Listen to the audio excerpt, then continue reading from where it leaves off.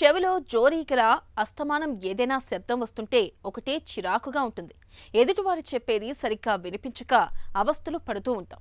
చెవిలో శబ్దాలకు తోడుగా కొంతమందిలో తలంతా తిప్పుతున్నట్లుగా కూడా ఉంటుంది. ఈ రకమైన పరిస్థితిని వైద్య పరిభాషలో మినియర్స్ డిసీజ్గా పిలుస్తారు.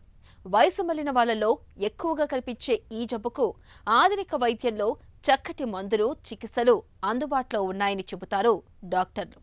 చెవిలో హోరు, తలతిప్పుతో వేధించే మినియర్స్ డిసీజ్ గురించిన పూర్తి వివరాల్ని ఇప్పుడు తెలుసుకుందాం.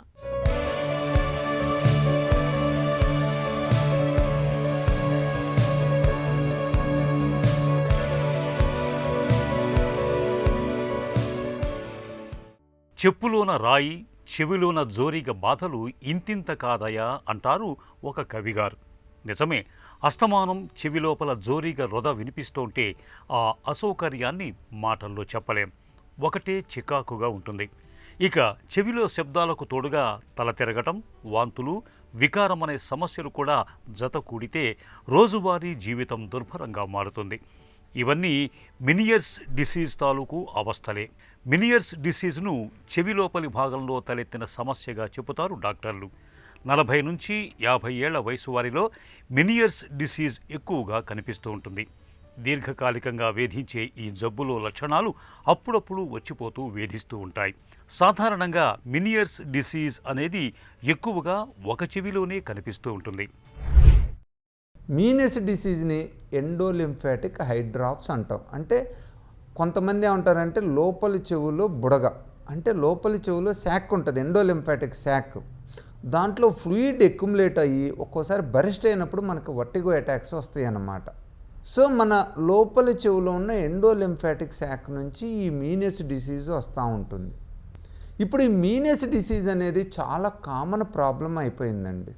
మెయిన్గా మనకి సిస్టమిక్ ప్రాబ్లమ్స్ ఎక్కువ అవటం వలన డయాబెటీస్ కావచ్చు, ఆటో ఇమ్యూన్ డిజార్డర్స్ కావచ్చు, కిడ్నీ ప్రాబ్లమ్స్ కావచ్చు, సిస్టమిక్ ప్రాబ్లమ్స్ ఎక్కువ ఉన్నా, దాంతోపాటు స్ట్రెస్, మనకి యాంగ్జైటీ, ఇవి కూడా చాలా మందిలో ఎక్కువ అవుతున్నాయి.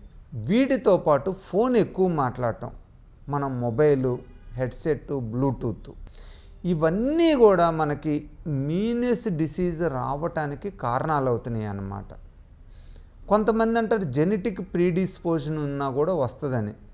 జెనెటిక్ది అనేది ఇంకా ప్రూవెన్ కాలేదండి, కానీ అన్నోన్ కాజ్ అంటాం. అంటే మీనియర్స్ డిసీజ్ రావడానికి ఎక్కువ మందికి కారణం తెలియదు, కానీ మీనియర్స్ డిసీజ్ రావడానికి, దాన్ని ఇంక్రీజ్ చేయడానికి మనకున్న లైఫ్ స్టైల్, మెయిన్గా stress, allergy problem, continuous noise exposure, systemic problems, lack of sleep, hyper lipidaemias, obesity, ఇవన్నీ కూడా మనకి ఈ మీనియర్స్ డిసీజు సిమ్టమ్స్ని ఇంక్రీజ్ చేయడానికి కారణమవుతాయి అన్నమాట.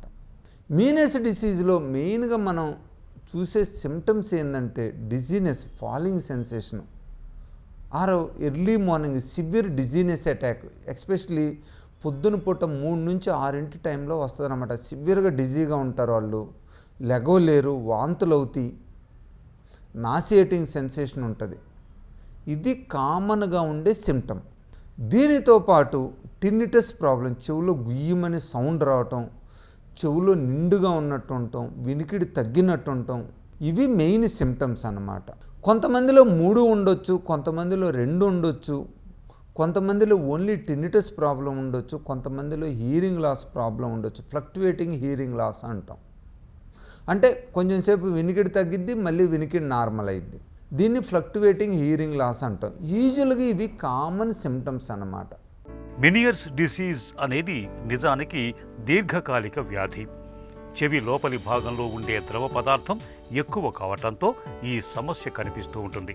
చెవి లోపల ద్రవ పదార్థం ఎక్కువ కావటంతో తలంతా తిరుగుతున్నట్లుగా ఉంటుంది. నడుస్తున్నప్పుడు, పనిచేస్తున్నప్పుడు కళ్ళు తిరుగుతూ ఉంటాయి. దీంతో అదుపు తప్పి సరిగా నడవలేకపోతూ ఉంటారు.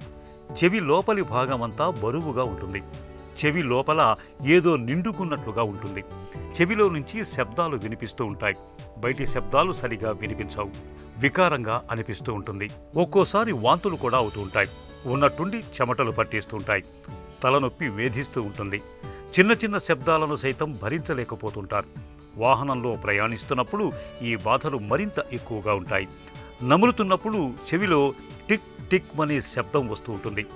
ఈ లక్షణాలు, బాధలన్నీ ఒకేసారిగా రావు, అప్పుడప్పుడు ఒకటొకటిగా వచ్చిపోతుంటాయి.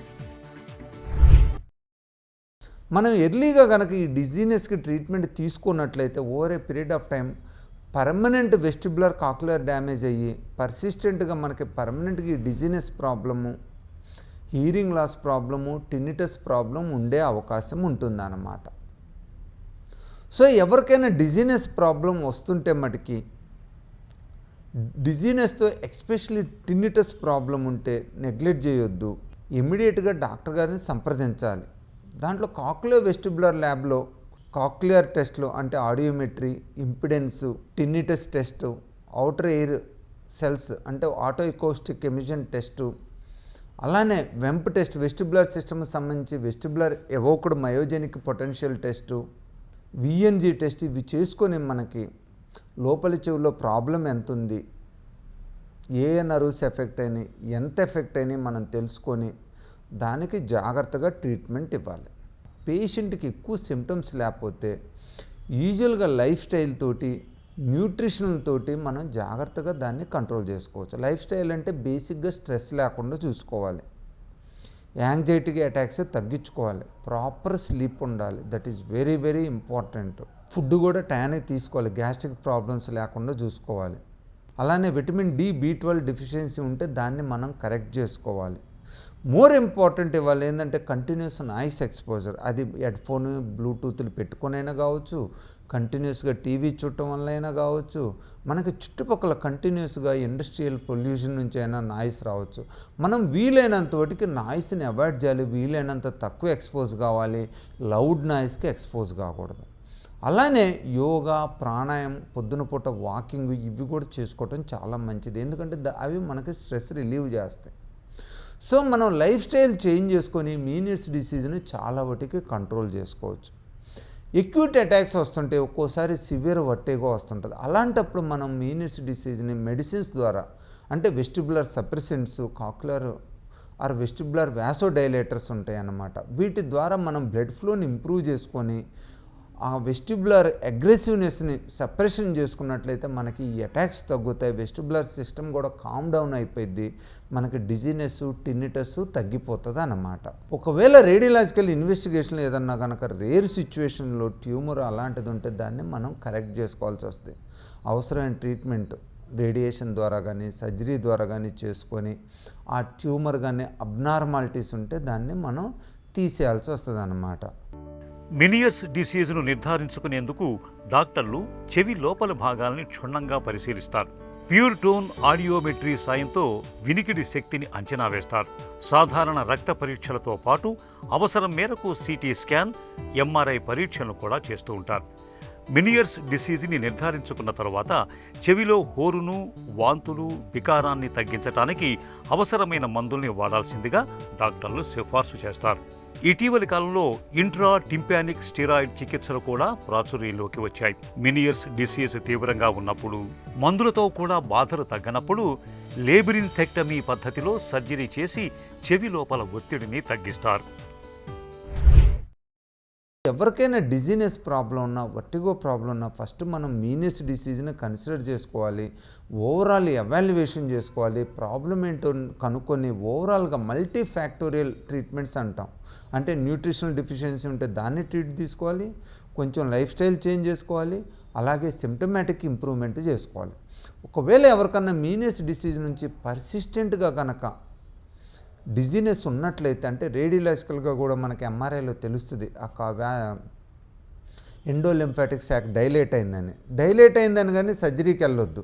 డైలేట్ అయ్యి మనకి పర్సిస్టెంట్ డిజీనెస్ ఉండి మెడిసిన్స్తో కంట్రోల్ కానట్లయితే దాన్ని సర్జరీ ద్వారా మెయిన్గా ఎండోలింఫాటిక్ శాక్ డీకంప్రెషన్ అంటాం. ఎండోలింఫాటిక్ శాక్ డీకంప్రెషన్ సర్జరీ చేసి దాన్ని చాలా వాటికి మనం కంట్రోల్ చేసుకోవచ్చు. సో డిజీనెస్, వర్టిగో ప్రాబ్లం ఉన్న వాళ్ళు డాక్టర్ గారిని సంప్రదించి ఎర్లీగా ప్రాబ్లం దేని నుంచి వస్తుందో కనుక్కొని దానికి అవసరమైన ట్రీట్మెంట్ తీసుకున్నట్లయితే పర్మనెంట్గా వచ్చే చేంజెస్ని, హియరింగ్ లాస్ కావచ్చు, టినిటస్ కావచ్చు, క్రానిక్ ఇంబ్యాలెన్స్ కావచ్చు, వాటిని మనం అవాయిడ్ చేయవచ్చు.